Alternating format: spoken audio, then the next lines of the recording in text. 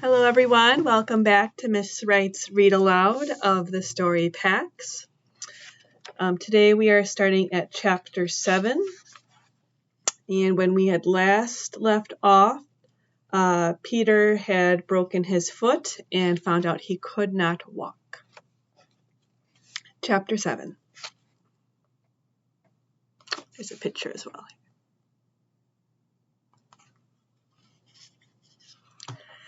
Pax squirmed in pleasure at the solid, warm weight of another's body nestled against his. Half awake, he sniffed to draw in the comforting scent of his boy. Instead of human, though, he found fox. He woke fully then. Curled against him, snoring, was the vixen's brother. Runt whimpered and fluffed his tail over his snout, still asleep. Pax pulled himself up sharply. He had no practice at domination, but the situation left him no choice. Go back to your den. When Runt tried to nestle into his chest, Pax nipped him on the shoulder. Runt shook himself awake and rolled to his feet. He didn't duck his head in submission, and he made no move to leave. Play, his position invited instead. In other circumstances, Pax would have welcomed the good-natured little fox's company. But he had no interest in tangling with Bristle again, and in fact, he had no interest in anything besides getting back to his humans. Pax fetched the plastic soldier he'd cached and dropped it as an offering, then warned him away again. After a final pleading look, Runt took the toy in his mouth. Pax followed him out and watched until he slipped into a hole a few tail lengths away. When the thunderstorm had hit, short but violent, with whole sheets of sky splitting open in wrathful cracks, Pax had worked his way into the shallow entrance of an abandoned den not far from the one Bristle shared with her brother before taking measure of his surroundings. Now, in the pale light of the half-moon, he took a moment to survey them. The hillside faced south. Here the roots of the trees seemed to claw at the sandy soil like the brown knuckles of clenched fists. Tucked among them, Pax saw 3 den entrances. Above this hillside, the forest rose to the north and west, back to the road. Below, a vast grassy valley sloped away. It was an ideal location. The hillside perch provided little cover for approaching predators, while the line of trees protected the foxes from the north winds. The meadow smelled abundantly of life. As Pax took all this in, a tension deep within him loosened. It was the same way he'd felt as a kit when, after he'd pushed his food dish to the farthest corner of his boy's nest room 3 times, Peter had finally understood to leave it there. Away from the cold north wall and with a view of the door where the father entered, sometimes in anger. Safe. But this place was not safe for him. Bristle had warned him that in this same meadow lived an older fox and his mate. He was already facing a challenger from outside and would not tolerate the presence of another lone male. And just then Pax saw a movement below him. A broad-shouldered alpha with black and gray fur emerged from the brush halfway down the slope and marked a sapling beside him. The big fox began to groom, but with a paw still to his ear, he suddenly pricked his snout into the breeze. Pax bolted up the hill and plunged into the forest undergrowth. He picked up his own scent easily, although it had rained hard. Stopping only for quick licks of water from the leaves, he followed it back to the road. There, Pax caught the lingering scent of the military transport caravan from the day before, but no other traffic had passed since then. He settled himself on the fallen oak trunk again to wait. Morning brought the shimmery buzz of insect clouds and the chatter of waking birds, but still no traffic sounds on the road. As the sun rose hot and dry, it burned off the rain droplets that had hung from every green shoot. Pax was aware of his hunger now, but his thirst was worse. He had nothing to drink since leaving his human's house. His throat was parched and his tongue swollen and thick. He felt dizzy whenever he shifted his position. 100 times a thin scent of water drifted past him, but he never considered abandoning his post for its promise. His humans would come back here. He dug his claws into the wood and strained for the sound of a vehicle on the silent road. An hour passed, and then another. Pax dozed and woke and remembered. Dozed and woke and remembered. Then the wind brought news of something approaching. A fox, the same male he'd seen earlier, the one Bristle had warned him about. The fox's gait was deliberate, showing neither hesitation nor wasted energy. The way his grayed coat draped his frame announced he was old. As he drew close, Pax saw that even his eyes were clouded gray with age. After offering his scent, the gray settled himself on the grass beside the fallen trunk. He made no move to elevate himself, indicating he meant no threat. You carry the scent of humans. I lived with them once. They are approaching. A sudden hope rejuvenated Pax. Have you seen my boy? He described Peter. But Gray had seen no humans at all since the time he lived with them in his youth, and that was in another place, a dry, stony land of long winters and low sun, distant. The approaching humans are coming from the west. They are bringing war. The crows who have seen them do not describe any youth. The news weakened Pax. He swayed and nearly lost his grip on the trunk. You need water. Follow me. Pax hesitated. His humans could come at any time, but his need for water was urgent. Is it nearby? Can I hear the road from this water? Yes, the stream passes beneath the road. Follow me. Gray's manner, confident but not threatening, calmed Pax. He dropped from his perch and followed. Soon they came to a deep gash in the earth, from which rose the scents of water and of things that grew in rich mud. Pax peered over the edge and saw a silver brook, studded with black stones, glinting between green reeds and purple blossoms. Gray began to angle down cautiously. Lured by the scent of water, Pax scrambled past him, straight down the cut. Halfway there, he lost his footing and skidded the rest of the way. When he righted himself, he stared. The water tumbled past him as if a vast faucet, far larger by even the spout that poured water into the great white tub his boy bathed in. He dipped his head.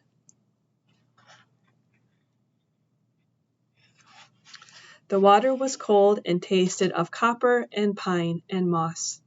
It rushed into his mouth as if it were alive. It stung his teeth and drenched his mouth and throat. He drank and didn't step away until his belly was taut.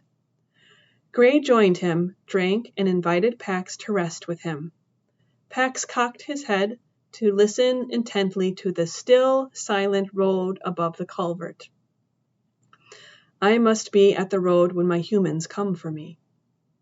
Gray eased himself to the road and stretched out. That road was blocked yesterday by the war sick. Pax thought back to the vehicles that had passed the day before, the ones that smelled like his boy father's new clothing. It was true that the road had been unused since then, but it didn't matter. My boy will return for me there. No, the crows report this. The road is closed. Pax paced from stone to stone, thrashing his tail as he worked the puzzle. Then the answer came. I will go to my boy at our home." "Where is your home?" Pax circled to be sure, although there was no question. He felt the pull of his home strongly from only one direction. "South." Gray did not seem surprised. "There are vast human colonies there. When the war sick arrive, my family will have to move near to those colonies or go north into the mountains. Tell me about the humans there. How are they to live beside?" Again the old fox's comportment soothed Pax. He sat back and sat. "I have seen many from a distance, but I only know 2. "Are they false acting, like the ones I knew?" Pax did not understand. Gray rose to his haunches, agitated, and shared the behavior he had seen. A human turning away a starving neighbor, acting as if there were no food in his larder when it was full. A human feigning indifference to a mate she'd chosen. A human enticing a sheep from its flock with a soothing voice and then butchering it. "Your humans do not do these things?" Immediately Pax thought of his boy's father pulling him from the car, his voice mimicking a sense of regret Pax knew was false by the lie scent he'd given off. He turned back to the brook. As it spilled over a pair of stones, the current split and then reunited in a liquid silver braid. Pax was struck by memory.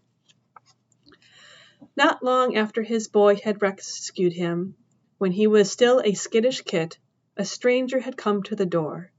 Pax had watched from under the table as his boy's father had greeted the woman with a long silver braid streaming over one shoulder. His smile showed all teeth, which Pax had come to understand meant, "Welcome, I am glad to see you. I wish you no harm." But beneath the smile, the man's body was rigid with anger and fear. Pax had been confused by this fear. The small woman was projecting nothing but kindness and concern. She kept repeating the word Pax had come to associate with his boy, "Peter," in a pleading tone. The man's full-teeth welcome smile remained frozen in place, but the room had flooded with the bitter scent of deception as he answered her. His chest had been puffed out in threat as he shut the door hard against her.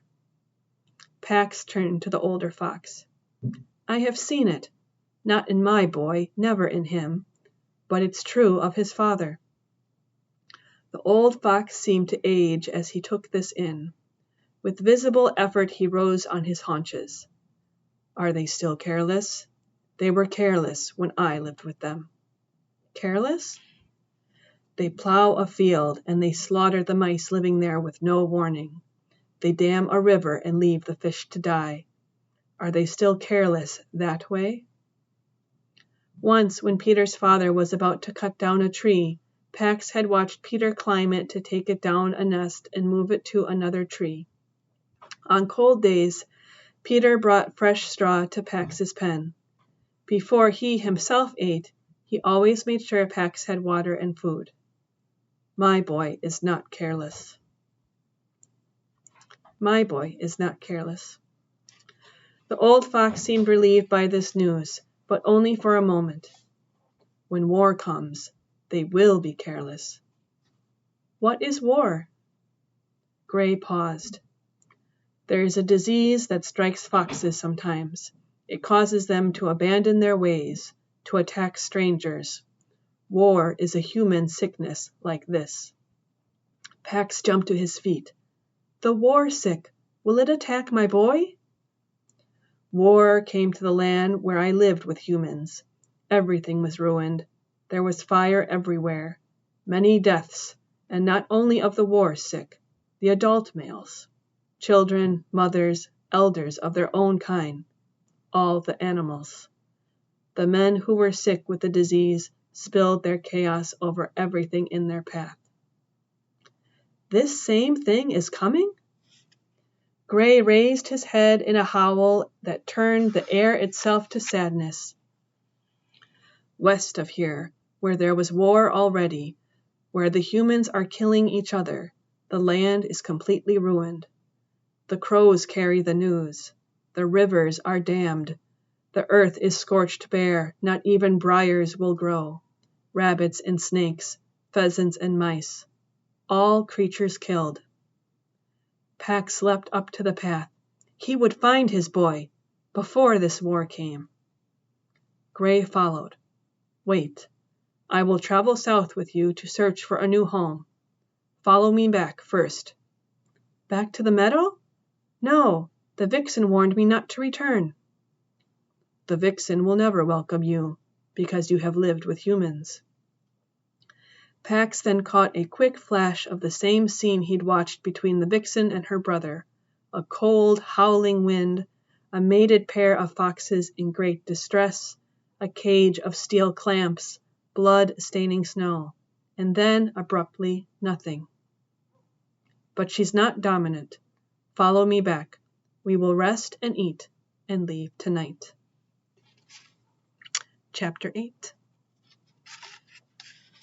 The sound Peter most loved in the world, the leather-to-leather smack of ball and glove, was so real in his dream he smiled as he opened his eyes, then yelped in shock. A woman stood over him, tossing a baseball into a glove. She wore patched overalls and faded bandanas along the straps, and her hair was a spiked mess that shook as she cocked her head to study him. He scrambled backward along the wooden floorboards, crying out again, this time at the pain shooting up from his right foot. It all came back fast. In a rising panic, he looked around for his pack. There it was, behind the woman, its contents strewn on the floor. She came closer and thumped the ball into the glove a little harder. His ball, his glove, Peter realized. The ball that had been in his pack, the glove he'd been sleeping on. He strained up. Hey, that's my stuff. What are you doing here? At that, the woman threw back her head and barked something between a laugh and a snort. She pitched the ball and glove away and crouched down to eye him, one hand wrapped around a clutch of feathers she wore on a rawhide strip around her neck. This close, Peter could see she wasn't as old as he'd thought. Not much older than his father, anyway. A single gray streak bolted through her hair, but her skin was smooth. When she narrowed her eyes and snapped her fingers in his face, it dawned on him that the woman might be crazy. No. No, no, no. This is my barn you broke into, so what are you doing here? Would be my question. Peter scooted back. Crazy or not, the woman standing over him had a wall full of hatchets and scythes behind her, and he was 1 foot short of a running pair. Okay, right. I hurt my foot last night. I passed your barn, and I needed a place to stay, so... Look, I'll go. Not so fast. What do you mean, you passed my barn? This is private property, and I'm in the middle of nowhere. The woman straightened to her full height, and Peter edged back even farther. I was taking a shortcut home from... The practice he'd been to the day before flashed before him. He nodded at his ball and glove. From batting practice. You were coming home through my land from batting practice? Then the first thing I am wondering is why you don't have a bat. She tossed a hand toward his stuff. Why you carry a roll of duct tape, garbage bags, and a charm bracelet, clothing, food, and water, but no bat, eh, boy? The way she said boy, silky and stretched out to 2 syllables, made him realize she had a hint of an accent. Only a hint, as if sometime in her childhood, people around her had spoken a language that was close to singing. Well, I left it. The bat's heavy to carry around. The woman shook her head again. This time she looked disgusted. She yanked up the left leg of her overalls. Below her knee, her leg was a rough wooden post. She stabbed it down beside Peter. Now, this leg. Oh, this leg is heavy, boy. Solid heart pine. But I carry it around, don't I? The woman peered down and seemed to discover something she didn't much like. She pulled a knife from her belt, and with a flick of her wrist, shaved off a chink just above where her ankle would have been. Then she straightened her face to Peter again, the knife jabbing directly at him. So let's try one more time, because I'm very curious now. If you are at batting practice, how is it you don't have a bat? Peter dragged his gaze up to the woman's face and then back down to the knife. The blade gleamed long and thin, with an evil-looking curse to it. She was probably crazy, all right. Probably worse. His heart stuttered in his chest. His mouth was a desert, but he managed to answer, I don't own one. The woman flashed half a grin and half a wink. Better. Yes, that has the feel of truth. What's your name? Peter told her. So, no bat, Peter.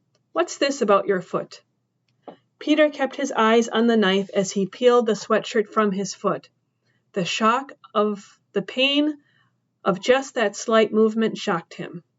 Shudders racked him. For the first time he realized how cold he was. I twisted it. The woman crouched down, her wooden leg angled out awkwardly. Peter looked away. Don't move. Before he could even register what was happening, the woman slipped the cool blade of her knife inside his sock and with a quick stroke slit it open. He pressed his lips together to keep from crying out. His foot was as dark and swollen as an eggplant. You walked on this? Peter pointed to the branch beside him. I broke it off, made a cane. His finger was shaking. He dropped his hand. The woman nodded again and cupped her hands around his heel. I'm going to move this around, she warned. You ready? No, don't touch it. But the woman began to probe his foot, calling commands. Move your big toe. Now all of them. And foot. The foot, side to side. Peter winced in pain, but he did everything she asked. You're lucky, she said, setting Peter's foot down on his sweatshirt. A non-displaced fracture of a fifth metatarsal. That's a clean break in the outermost bone of the foot. Lucky? How is a broken bone lucky? The woman reared back, slammed her wooden leg down near his head, and then stabbed her blade into the wood. Oh, I don't know. Let's see. How is only a broken bone lucky? Okay, I get it. Sorry. She tugged the knife from her leg and pointed it at him. You're young. You'll be in a cast for maybe 6 weeks. Heal just fine. How do you know this stuff? Are you a doctor or something? I was a medic. Another life. The woman hoisted herself up and looked down at Peter as if she just put it together. A runaway. She crossed her arms over her chest and cocked her head at him. Yes? Are you running away? No, I was just out hiking. She clapped her hands at her ears and frowned. I'm sorry, I couldn't hear you. My lie detector was going off. Try again. Are you running away from home? Peter sighed. Not exactly. Then what exactly were you doing last night passing through my land with your extra clothes and your supplies, no bat Peter? Well, I'm not running away from home. I'm running away to home. Oh, that's a twist. Continue. Peter looked out the window over the workbench. Tall pines pierced the pale morning sky, and a bunch of crows argued noisily in the top branches. If there were a story he could tell that would get him out of this barn and back the road to the packs, he would tell it. He would disappear into that day, fractured fifth metatarsal and all. But if such a story existed, he couldn't think of what it was. He slumped down against the wall. The war. It's heading for our town. They'll take the river. My dad had to go serve. My mom died, so it's just us. So he brought me... How old is this father of yours? What? He's 36. Why? Then he didn't have to do anything. If there's a draft, it's for 18 to 20-year-olds. Still kids, easy to brainwash. So if your father went, he volunteered. It was his choice. Let's start this story off with the truth. That's the rule around here. Okay, sure. He chose to go. And he brought me to my grandfather's and you didn't like it there. That wasn't it. It was... could you put that away? The woman looked down and seemed surprised to see the knife in her hand. Such bad manners, Vola, she chided herself. We've forgotten how to behave with a guest. She tossed the knife onto the workbench. Go on. Okay. I had a fox. I have a fox. We turned him loose. We left him on the side of the road. My dad said we'd had to, but I never should have done it. Since the instant they'd driven away, Peter had been tormented by the things he should have said to his father. They all came rushing out now. I raised him from a kit. He trusted me. He won't know how to survive outside. It doesn't matter that he's just a fox. That's what my father calls him, just a fox, as if he's not as good as a dog or something. Yes, you were pretty angry, so you ran. I wasn't angry. I'm not. That's my fox. He depends on me. I'm going back and get him. Well, now you're not. Change of plans. No, I have to get him and take him home. Peter rolled to his knees, swallowing the gasp of pain that shot from his foot. He grabbed a branch and tried his weight on it for a second, and then sank back down, exhausted from just that. Now, you still think this? How far away did you leave him? 200 miles. Maybe more, Peter admitted. Vola snorted. You wouldn't make it 2 miles now. You'd be nothing but bear bait out there. That is, if you didn't die from hypothermia the first night.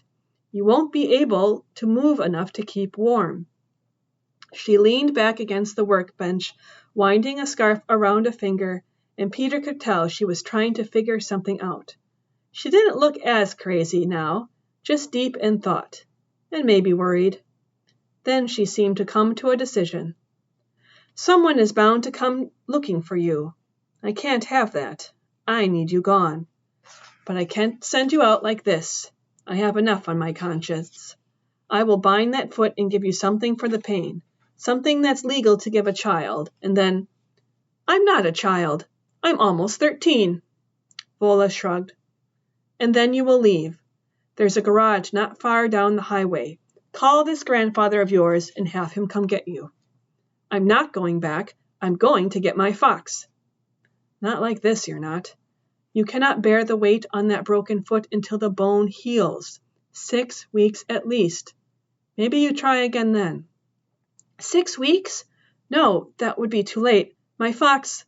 Remember, boy, I know something about traveling on one leg. To get around before that bone heals, you'd have to learn to carry yourself from your shoulders and your arms. You'd have to become strong in new ways. Almost impossible for an adult. Never mind a child. I'm not a child! Vola swept up a silencing hand.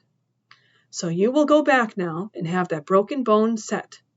But first I will bind it for you and fix you something better than that branch to walk with. Vola pushed herself off the workbench and left the barn. Peter watched her disappear from the pine-framed path, rolling with a limp so deep it looked painful.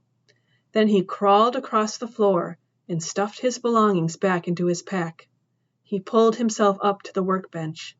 The effort made him dizzy, and he had to white-knuckle the wood until his head cleared.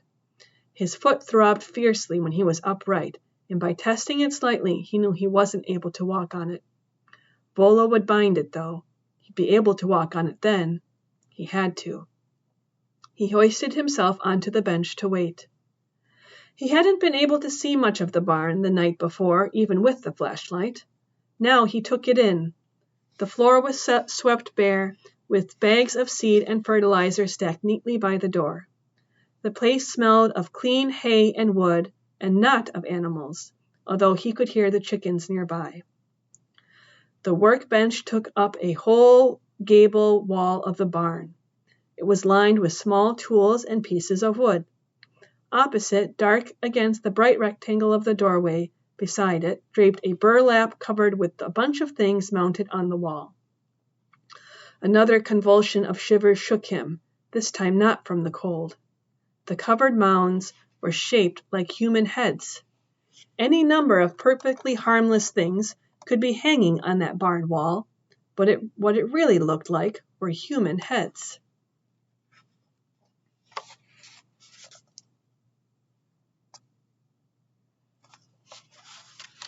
His throat went dry and his heart began to kick hard. He was stupid and careless. Probably the crazy woman was going to let him go. Why wouldn't she let him go? But maybe she wasn't. He found the knife that she'd left wrapped his palm around his smooth grip. Vola had the upper hand in whatever was going to happen between them, but that didn't mean he couldn't defend himself. He slid the blade down into his pocket just as she appeared in the doorway. Drink this. She handed Peter a mug and set a bowl beside him. Peter sniffed at the mug. Cider. There's a measure of willow bark in it, so drink it all. Willow bark? Aspirin in the wild. Peter put the mug down. He wasn't going to drink a crazy woman's brew. Suit yourself.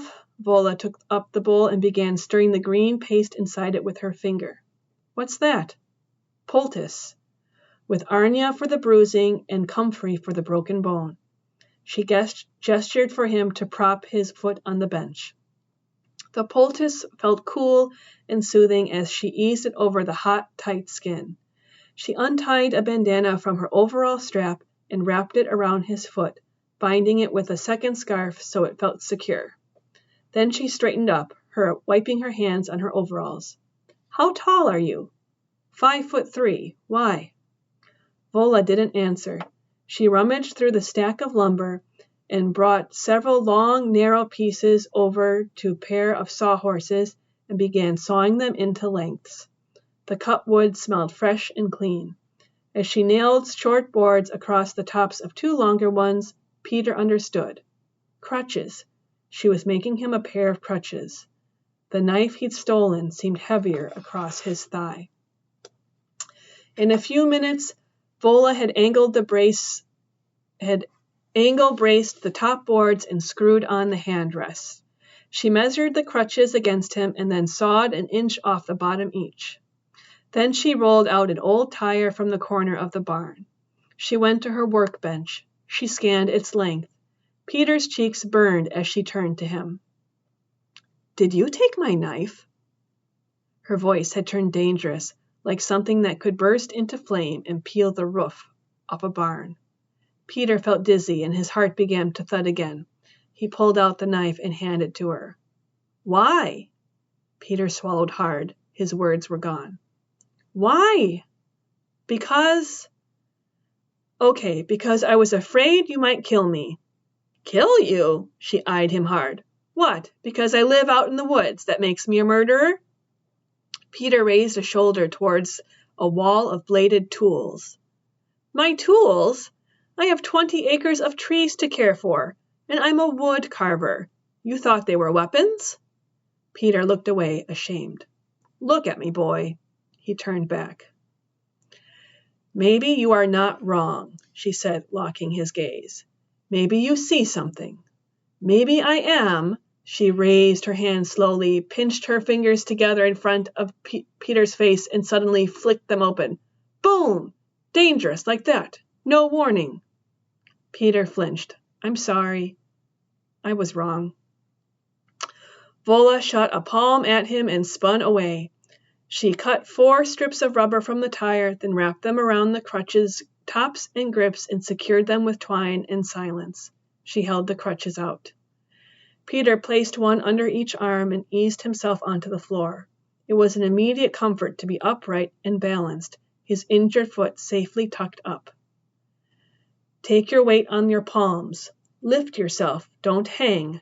Plant the crutches and then swing through. Peter began to thank her, but Vola cut him off again. At the end of my road is the highway.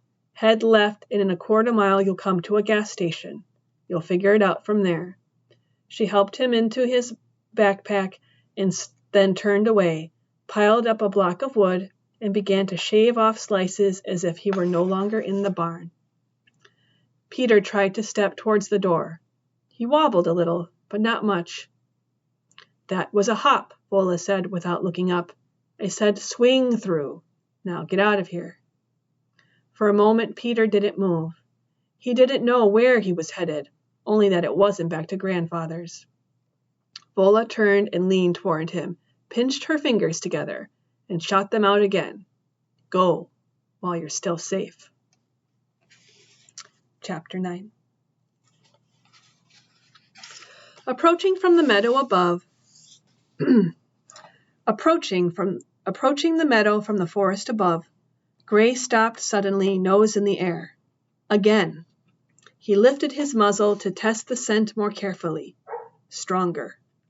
Pax, already hesitant, tensed. Gray hurried to the edge of the trees.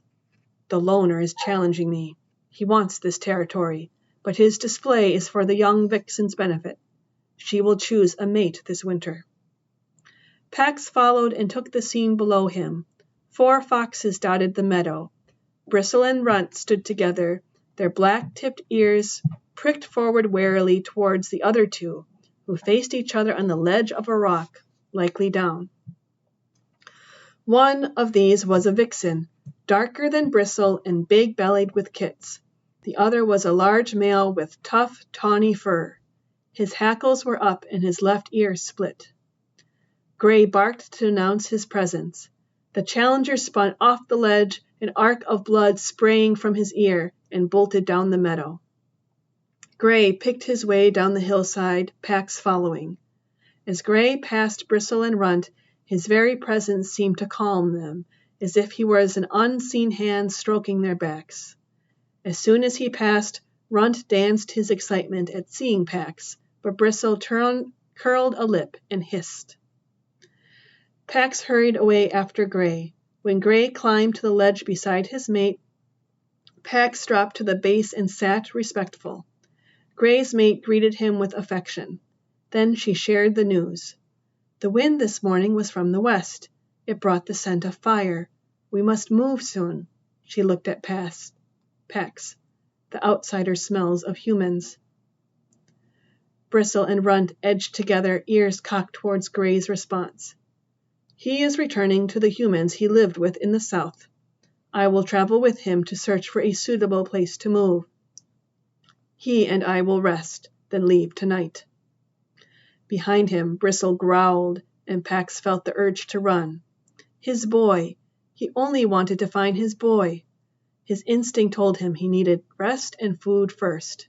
He signaled his agreement, and then Gray and his mate guided silently into the green meadow. Runt bounded over and tumbled into Pax. He dropped his toy soldier from his cheek, inviting Pax to play. Bristle jumped between them and swatted the toy away. Humans! Remember the danger. Runt retrieved the toy and displayed it between his teeth, defiant.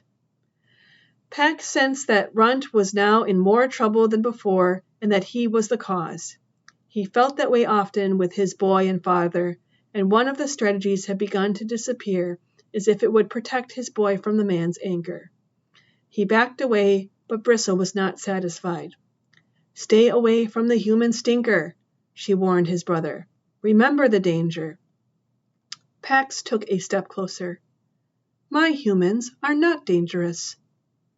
Runt seemed alarmed by this, as if Pax had issued a challenge. He darted uphill towards his den entrance, but his sister was quicker. She blocked him, and when he tried to slink away in another direction, she restrained him with a heavy paw until he stilled in defeat. All humans are dangerous. Pax's fur ruffled in a shiver at the scene Bristle conjured then.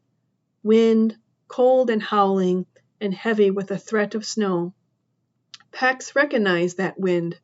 The story she was about to relate would end with blood on the snow and cold steel jaws. Bristle bared her fangs at Pax and began. That's the end of chapter 9. See you next time. Bye-bye.